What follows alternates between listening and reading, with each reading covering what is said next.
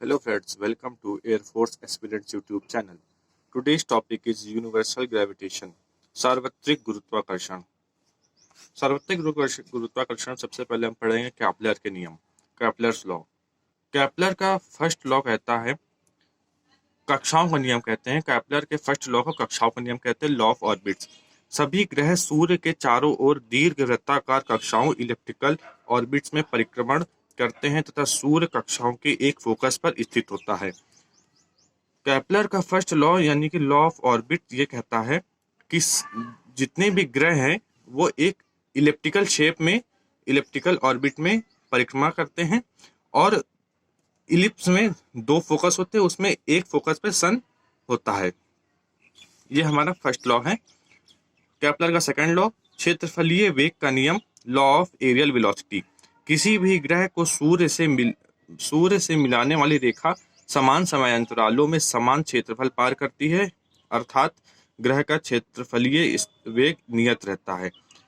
कैपलर का second law क्षेत्रफलीय वेग का नियम भी कहते हैं इसे, अर्थात इसको ऐसे समझा जा सकता है कि जब ग्रह सूर्य से दूर होता है, जब ग्रह जो है सूर्य से दूर होता है तो उसका वेग कम होता है।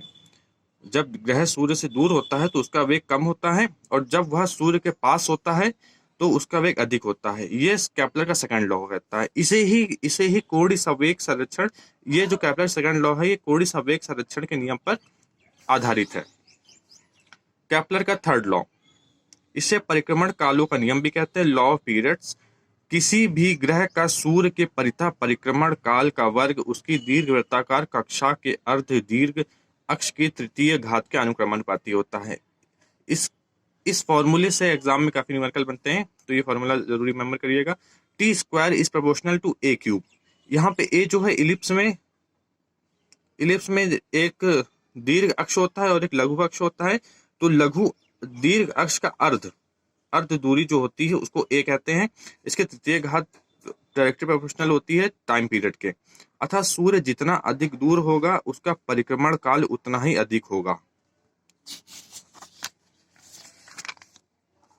न्यूटन का गुरुत्वाकर्षण का नियम, न्यूटन्स लॉ ऑफ ग्रेविटेशन। दो द्रव्यात्मक कणों के बीच लगने वाला आकर्षण बल कणों के द्रव्यमानों के गुणनफल के अनुक्रमानुपाती तथा उनके बीच की दूरी के वर्ग के व्युत्क्रमानुपाती होता है। इसकी दिशा दोनों कणों को मिलाने वाली रेखा के अनुदिश होता है। यूनिवर्स में कोई भी दो कण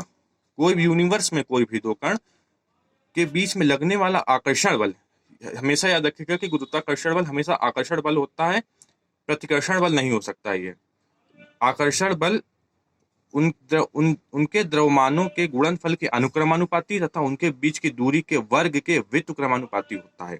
इसकी दिशा दोनों कणों को मिलाने वाली रेखा के अनुदिश होती है। F equal to G m1 m2 upon R square. G की विमा m-1 l की पावर 3 t की पावर -2। जी का मान 6.67 into 10 to the power -11 newton metre square upon kg square होता है।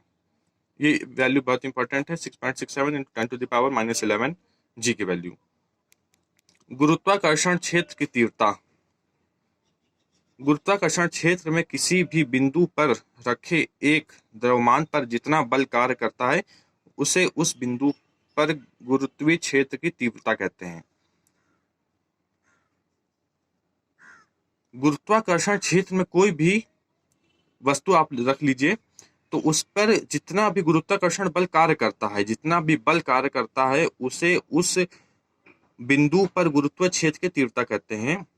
इसे I से डिनोट करते हैं, I equal to F upon M, और M जो होता है उस वस्तु का द्रव्यमान होता है जो वस्तु आप गुरुत्वाकर्षण क्षेत्र में रखते हैं।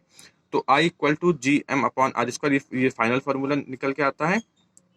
Unit equal to newton upon kg होता है, इसका डायमेंशन फार्मूला होता है LT-2, और F की वैल्यू यही होती है Gm1 m2 upon R square. पृथ्वी के गुरुत्वीय त्वरण तथा गुरुत्वाकर्षण स्थिरांक G के बीच संबंध, relation between acceleration due to earth gravity G and gravitational constant. G equal to Gme upon R square, ये पृथ्वी के लिए है, और G इक्वल टू 9.8 मीटर पर सेकंड स्क्वायर होता है। इसको हम लोग अप्रोक्स में 10 मीटर पर सेकंड स्क्वायर भी कर सकते हैं, न्यूमेरिकल में यूज होता है इसकी वैल्यू। पृथ्वी का द्रव्यमान कितना होता है? पृथ्वी का द्रव्यमान अप्रॉक्स होता है 6 इंटू 10⁻24 kg होता है। पृथ्वी का घनत्व कितना होता है? 5.5 into 10⁻3 kg upon metre cube होगा। यहाँ पे माफ कीजिएगा। नेक्स्ट टॉपिक देखते हैं।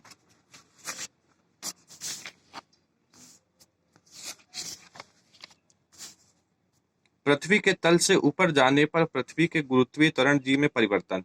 आप पृथ्वी के तल पे, आप पृथ्वी की सतह पर हैं और आपको पृथ्वी की सतह से ऊपर जाना है, तो उसमें उसके गुरुत्वीय क्षेत्र में उसके गुरुत्वीय त्वरण में कमी होती है। पृथ्वी के तल से ऊपर जाने में उसके गुरुत्वीय क्षेत्र में उसके गुरुत्वीय त्वरण में कमी होती है। तो वो कमी क्या होती है? G dash equal to G upon 1 plus H upon R E square. तो जी डैश कम होगा क्योंकि आप उसके पृथ्वी की सतह से ऊपर जा रहे हैं। यदि एच का मान बहुत कम है, यदि कि आप एच मान लीजिए आप 10 मीटर ऊपर गए पृथ्वी की सतह से, तो उसकी त्रिज्या के सापेक्ष नगण्य होगा क्योंकि उसकी त्रिज्या 6400 किलोमीटर होती है। तो इस प्रकार इसका simplification form G dash equal to G 1 minus 2h upon R E हो जाता है। पृथ्वी के तल से नीचे जाने पर पृथ्वी के गुरुत्वीय त्वरण जी में परिवर्तन। Variation in acceleration due to gravity G in going below the surface of earth. पृथ्वी की सतह से ऊपर जाने पर भी उस पृथ्वी का इफेक्टिव त्वरण जो होता है कम लगता है, और पृथ्वी की सतह से नीचे आने पर भी पृथ्वी का इफेक्टिव त्वरण कम लगता है, कम हो जाता है। मतलब G dash equal to G 1 upon H upon R E. Earth surface पर जी की वैल्यू मैक्सिमम होती है। अर्थ सरफेस पर ही जी की वैल्यू मैक्सिमम होती है, ना उसके ऊपर मैक्सिमम होती है ना उसके नीचे मैक्सिमम होती है। तो अर्थ सरफेस पर ही जी की वैल्यू मैक्सिमम होती है, और पृथ्वी के केंद्र पर जी की वैल्यू शून्य होती है। मोस्ट इंपॉर्टेंट एमसीक्यू में है ये। पृथ्वी की घूर्णन गति तथा पृथ्वी तल पर पृथ्वी के गुरुत्वीय त्वरण पर प्रभाव। Effect on the acceleration due to gravity of the earth on the earth surface due to rotation of earth. Important formula है, एग्जाम में क्वेश्चन आ जाते हैं इससे। G dash equal to G minus R E omega square cos square lambda. तथा विषुवत रेखा यानी कि इक्वेटर पर लेमडा इक्वल टू 0 होता है और कॉस 0 1 होता है, और G dash G minus R E omega square अर्थात मिनिमम वैल्यू होती है। इक्वेटर पर जी की वैल्यू मिनिमम होती है जब वह रोटेट करती है। ये जरूर याद रखिएगा कि जब वह रोटेट करती है अपनी स्पीड से, तो वह अपनी एंगुलर स्पीड से, तो जी की वैल्यू वहाँ उस स्थिति में इक्वेटर पर मिनिमम होती है। तथा ध्रुव पर एट पोल्स लैम्डा की वैल्यू 90 होगी और cos 90 माफ कीजिएगा यहाँ पे शून्य, cos 90 शून्य होगा और जी डैश इक्वल टू जी हो जाएगा और ये मैक्सिमम हो जाएगी। अर्थात पृथ्वी के रोटेशन पर जो ध्रुव पर यानी कि एट पोल्स पे जो ग्रेविटेशनल एक्सेलरेशन लगता है उसमें कोई परिवर्तन नहीं होता, वह जी के इक्वल ही होता है। अतः पृथ्वी चाहे जितनी तेजी से रोटेट करेगी उसमें पोल्स पर जी की वैल्यू जी ही रहती है, उसमें कोई भी घटोतरी नहीं होती, कमी नहीं होती है। यदि पृथ्वी घूमना बंद कर दे तो ध्रुव के अतिरिक्त प्रत्येक स्थान पर जी के मान में वृद्धि होगी। अगर जैसे पृथ्वी अभी घूम रही है और वो घूमना बंद कर दे तो इक्वेटर पर जी की वैल्यू सबसे मैक्सिमम हो जाएगी। इक्वेटर पर जी की वैल्यू सबसे मैक्सिमम हो जाएगी और पोल्स पर कोई इफेक्ट नहीं पड़ेगा, पोल्स पर वही जी ही रहेगी। पोल्स पे कभी नहीं जी की वैल्यू चेंज होती किसी भी स्थिति में। गुरुत्वीय विभव gravitational potential V equal to W upon M। एकांक द्रव्यमान को अनंत से गुरुत्वीय क्षेत्र के भीतर किसी बिंदु तक लाने में जितना कार्य होता है उसे उस बिंदु पर गुरुत्वीय विभव कहते हैं। एकांक द्रव्यमान कोई भी वस्तु आप गुरुत्वीय क्षेत्र में किसी बिंदु तक लाने में जितना कार्य उस वस्तु पर किया जाता है, उस वस्तु पर जितना कार्य किया जाता है उसे उस बिंदु पर गुरुत्वीय विभव कहते हैं। V equal to minus G M upon R, इसका यूनिट होता है जूल अपॉन के जी। डायमेंशनल फार्मूला होता है L2T-2, यह स्केलर क्वांटिटी होता है। Thank you, all the best.